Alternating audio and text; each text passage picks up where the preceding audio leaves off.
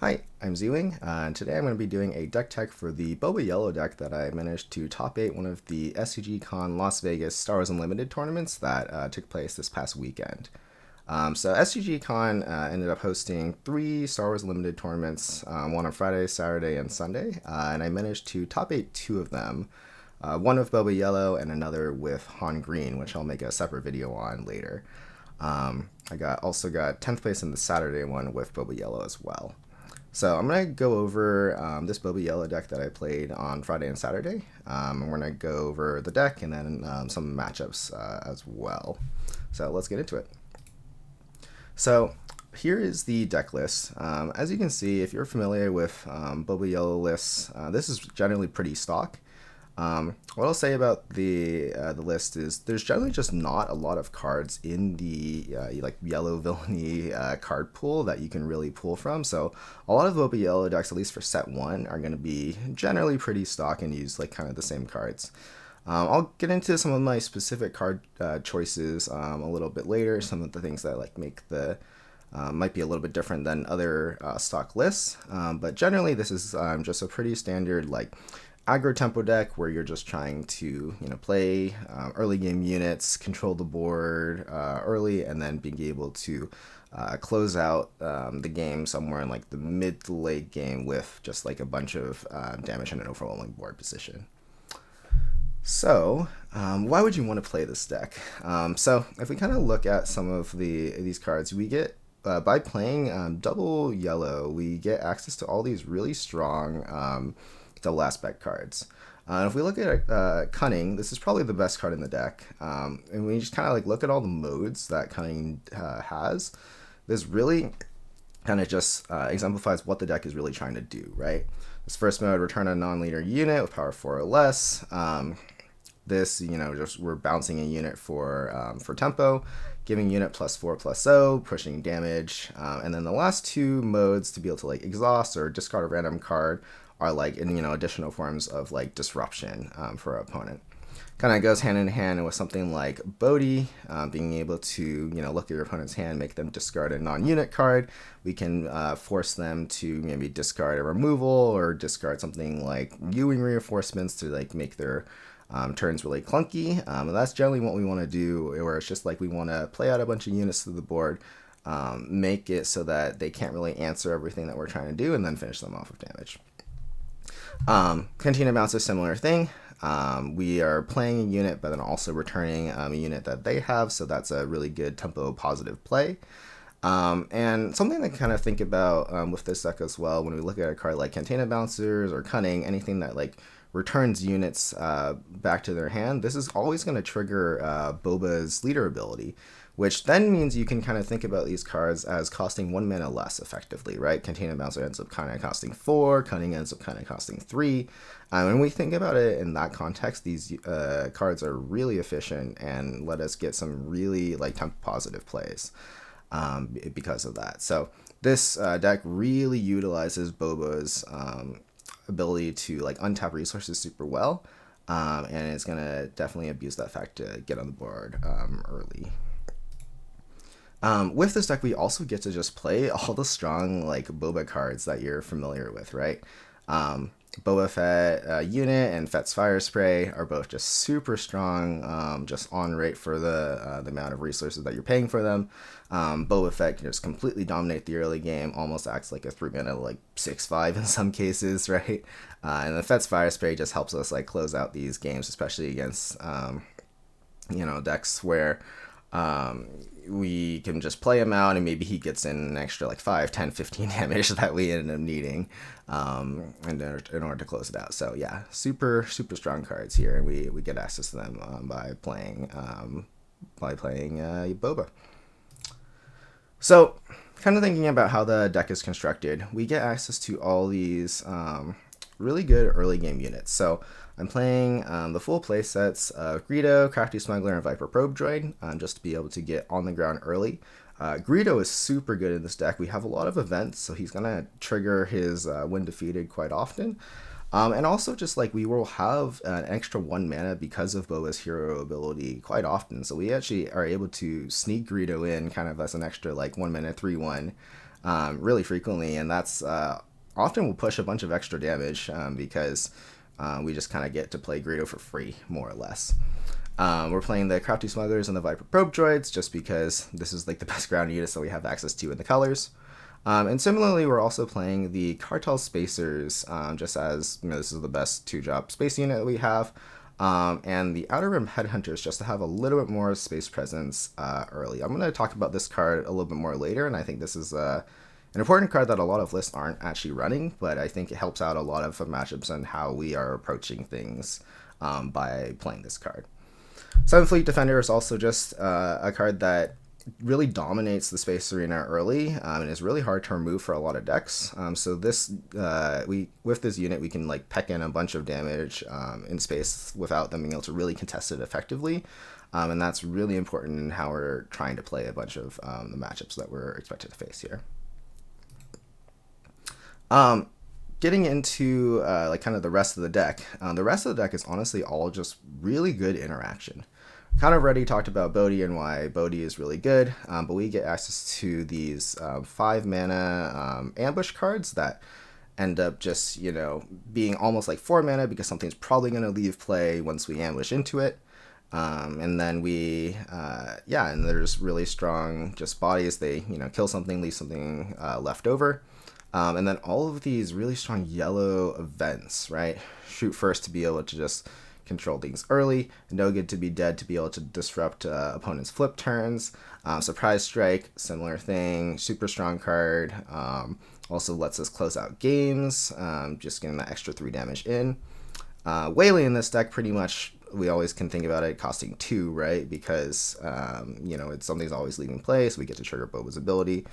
And then Cunning just does everything that was mentioned on the other cards, right? It's kind of a combination of everything. So yeah, strongest card in the deck. Getting into the sideboard a little bit, so a couple of things to look at here. We're running the extra copy of Shoot First, and we're running an extra Syndicate Lackeys. Shoot First just into these matchups where it's really important to be able to control the board early.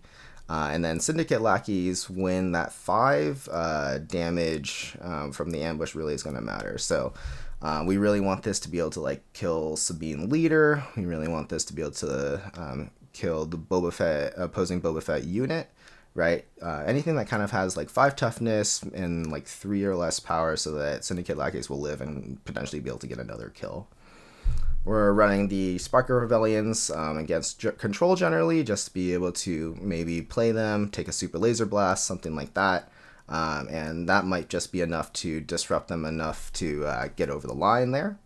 We're playing the Confiscates against decks that we think are going to run like Entrenched, or maybe they're going to sign in a bunch of Traitorous against us. So just being able to have access to this to be able to blow that out when they think they're going to rely on the Entrenched or the Traitorous getting through, and just being able to play this for 1 mana and get them with that is pretty strong.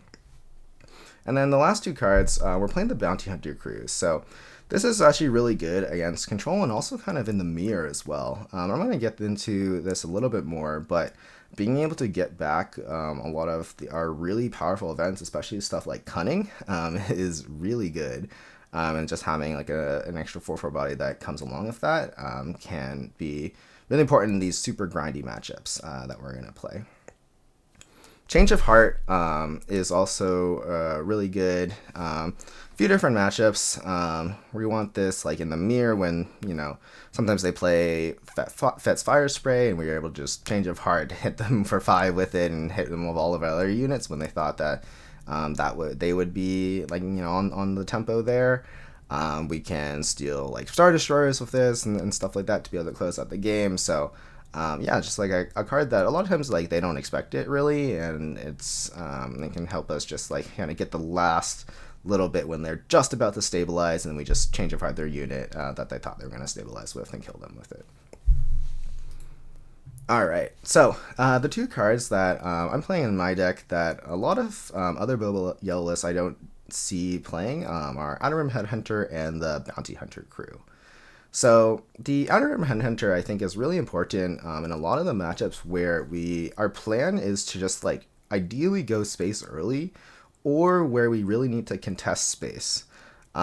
you might look at this card and be like, wow, this is just like a worse A-Wing. And really it is, honestly. But when you kind of just think about the context and how we want to play a lot of the games and how we want to approach a bunch of the matchups, it's super important to be able to have that extra 2-drop space unit. And this is unfortunately the best thing that we have in the colors, just because the card pool is so limited. But I think it is a necessary card in the deck. And then Bounty Hunter Crew, I already talked about it a little bit. In those grindy matchups, being able to just cast a bunch of Cunnings, or being able to like get back surprise strikes later just to be able to push more damage and things like that, is super strong, and something that is really nice with this card.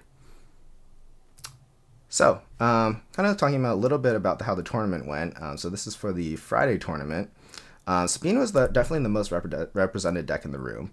And there actually wasn't a lot of Boba Green, which I'm going to kind of talk about when I get into the matchups more, but is super important for this deck, because Boba Green is definitely your worst matchup, and Sabine is probably one of your better matchups. So if the meta is ever something like this, and it kind of was on Friday, Boba Yellow is going to be a great deck to be playing. Don't want to talk about the rounds too much, but something like playing against Luke Green, they're just trying to play a bunch of like really clunky shield units. So just this matchup is really easy because you just get to bounce them all. Played against 2 Sabines. I'll kind of talk about how to approach this matchup a little bit later, but generally something that we favored. The Boba Green matchup, they didn't draw super well, and sometimes that's just how it has to go against them in order to be able to take it. Krennic, I think, is a pretty close 50-50 matchup. That's a pretty skill matchup depending on how they are built. And then I ended up, my only losses on the day were to the same Han Green player who beat me in the last round of the Swiss, and then also beat me in the finals as well. And I think this matchup is pretty even. It really depends on how fast they are able to top deck a bunch of their late game. But yeah, we ended up splitting the top 8 and then playing out the finals match, kind of just for the glory. I ended up barely losing it in a really close game 3 of that finals, but yeah, pretty happy with the top 8, or I guess technically second place overall.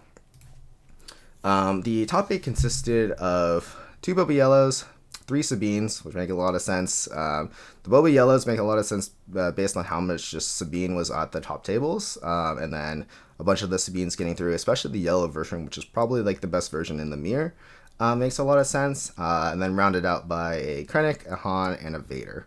So yeah, makes a lot of sense. This top 8 makes a lot of sense based on what the meta was, and yeah, obviously we don't see any like hard control Vader decks or anything, just because of like the sheer amount of Sabines that showed up on the day. All right, so I'm gonna get into a bunch of matchups now, and I'm not gonna cover everything or every deck possible, but I'm definitely gonna cover like all of the really popular decks. There's some matchups, like for example against like Luke, I don't think there's like too much to talk about, where Luke, you're just gonna kind of just bounce their stuff, and the game is pretty easy to play. But yeah, I'm gonna talk about all of the like popular matchups that you would expect to see at most tournaments in this set 1 meta. So starting off with Sabine, I think this is one of your best matchups. There's a couple different versions, obviously, of Sabine. I think Sabine Green is quite a bit easier to play against than Sabine Yellow. I think Sabine Yellow actually has a decent amount of game into you. But your general game plan with Sabine is just to make good trades into the early units. Make sure you don't get overwhelmed in space. One of the reasons why Sabine Yellow is better into you than Sabine Green is Sabine Yellow can have these really fast space starts where they play like 3 or 4 units of space, and if you don't open like your space units to be able to contest that, it can be really hard to be able to come back from that. So what you really want to do in this matchup, and if you're against a Sabine Yellow, I would actually mulligan for the space units. So mulligan for that cartel spacer and try to get like your shoot first, because your best turns against them, or you play a cartel spacer, you shoot first into their A-wing, or their X-Wing, and then you follow it up with a 7 Fleet Defender. Now you just like are completely winning in the space arena, and they don't really come back from that. Against Sabine Green, I think you're a lot more favored because they will go to the ground arena a lot more. And that's where all of like your you get to use all your ambush cards against them really effectively and everything like that. So that ends up being a lot easier because your stuff just lines up a lot better against all their ground units. The other thing in this matchup, if they ever like tap out to play any of their expensive units, so something like a K2SO or tap out to play a Steadfast Battalion without ECLing it, or even if they ECL the Steadfast Battalion, just bouncing these expensive units back to hand, especially if you bounce it with like a Cantina bouncer while like, you know, progressing your board while doing so, can put you just so far ahead. Like a lot of times how this matchup plays out is you just control the early game, and especially because you have a 30 health base, they end up not being able to like really get enough damage against you. And then you just like have enough board presence to be able to just start going to their base and finish them off. So yeah, that's kind of generally kind of how you approach the this me matchup here. Talking about the Boba Yellow mirror. So I have written here do draw cunning and don't not draw cunning. And kind of joking a little bit here, but honestly, like cunning is definitely the most important thing in this matchup. In the mirror, generally who draws more cunnings and can use them the best will end up taking it. So being able to just understand like when you can use the cunning, and with that in this matchup, we're not going to use this like +4/+0 quite often. Just because our opponent has so many ways to be able to disrupt the unit that we're trying to put the +4/+0 on. They might be able to like cartel spacer it or bounce it back to hand or something like that. So we're often going to use this like bounce something back to hand, exhaust 2 units mode most frequently. The other thing that got me an edge, and I think I played this matchup maybe 2 or 3 times on the weekend, was having those bounty hunter crews in the sideboard. So post board, if you have the bounty hunter crews and your opponent does not in this mirror, you end up being able to play like 3 to 4 cunnings often, while your opponent only maybe plays like 1 to 2. And kind of like I was saying here, right? Do draw cunning. Like that's going to be the most important thing to be doing in the matchup. So the matchup will play out a lot where you're going to be these games will go quite long. You're going to be trading like back and forth, trading your resources, getting into like top deck mode, and it's going to be really who has like a better plan into like the late game to be able to finish off the other person generally. So a lot of the decisions that you're going to be making are very like board control-y or very contextual on that, but yeah, a lot of small decisions here that can matter a lot in the mirror. All right, so Boba Green. So this is definitely your worst matchup in the meta for sure. There's a few things that you can think about in order to try to get an edge here, but generally what it's going to be is kind of like the second point here. Like sometimes you're just going to lose to their better card quality, and you know that's okay, right? If you look like if they often you can beat like maybe 1 Barrage and 1 Vader, but if they ever draw like multiple of these cards, they're often just gonna be able to take it. But there's a few things that you can do with this matchup to not just kind of let them roll over you.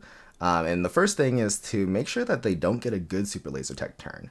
How I'll approach a lot of these Super Laser Tech matchups is I'll ideally be trying to go like 2-drop space, 3-drop space, in order to not give them a Super Laser Tech target to be able to just like because, for example, maybe if I play like a Viper Pro Droid on turn 1 and they are able to just like kill it with their Super Laser Technician, get their flip turn early, and be able to just use a bunch of mana to play out stuff on their board earlier than we can, we're going to be super far behind after that. So going early space to put early damage on them is super key in the matchup, and blanking those Super Laser Techs is super important.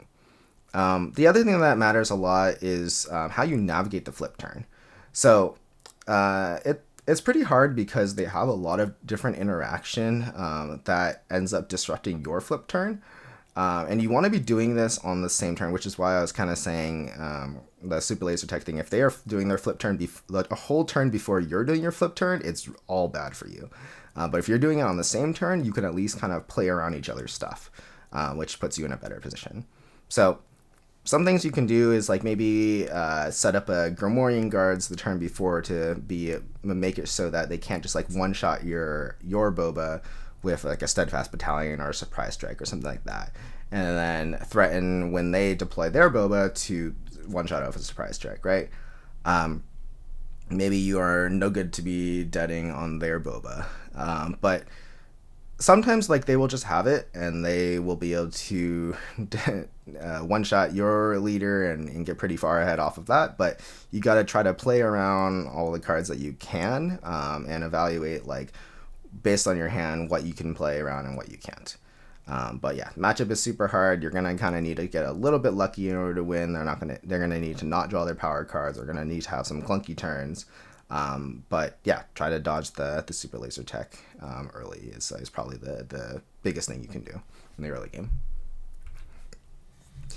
All right, Krennic.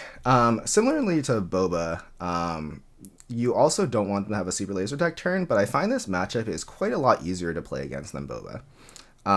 They don't have as much disruption into you on that 5 resource flip turn. You really only have to worry about the ECL Steadfast Battalion or Power of the Dark Side. And you can play around Power of the Dark Side really easily just by just having board presence. And Steadfast, generally, like, like I was saying, setting up the Gromorian guards or trying to do everything you can before deploying your leader. And if they are just like passing with 5 resources up, just claim. Don't deploy Boba into like their steadfast, get steadfast, and then fall super far behind. Like, just claim and make them do it again, right? Like, the other thing that's you can do a lot, and I think if they ever like steadfast battalion you and their steadfast battalion is left at like 1 HP, like or 2 HP or something like that, don't be afraid to just bounce it back to hand. You'll find that from the other side, from their side, it's actually really clunky to play Steadfast Battalion without having the energy conversion web up. So even if it's at like 2 HP and you would have to like trade a real unit into it in order to be able to get it off the board, it might be better in a lot of contexts to just bounce it at low HP, because they will often not replay that unit, which is pretty good for you. So yeah, Krennic, similar to Boba, but definitely probably a 50-50 matchup. Really depends on like their build and everything. Like, I think the more like clunky late game cards that they put in the deck, the better it is for you. And yeah, just kind of know what their removal is, and you can play around a lot of what they're doing here. All right, Han. This is another matchup where the flip turn is super important. Han gets a lot of his mileage off of getting that turn where he's at 5 resources, he activates Han up to 6 resources, deploys, attacks with Han, gets to play a 7-drop. Luckily, we have a lot of disruption to be able to stop that, right? We have No Good to Be Dead, which just like can completely like stop Han for like 2 turns. If they try to go for like an early Han, so they often can't go for like that turn, that 5 resource Han against us, and doing stuff to like playing a Bodhi to take their Ewing reinforcements on that turn can often just like winning the game. If they often after that they have maybe like 1 or 2 turns to draw some more late game, otherwise they just get buried and they fall really far behind. So this is generally a pretty close matchup because, I mean, their deck is a lot of late game, so they can definitely, even if you disrupt them really well, because they're drawing 2 cards a turn, they might just be able to draw out of it. But you can do a lot to make it really hard for them to get a lot of early advantages on you. And sometimes that's just enough to be able to close out the game from there. All right, and the final matchup that I wanted to cover is the Vader or like Iden blue control. So The matchup is pretty difficult, honestly, and it's kind of just based on how like our deck works, right? We get a lot of advantage off of having our opponent's units leave play to be able to like double spell and use more mana than our opponents more efficiently.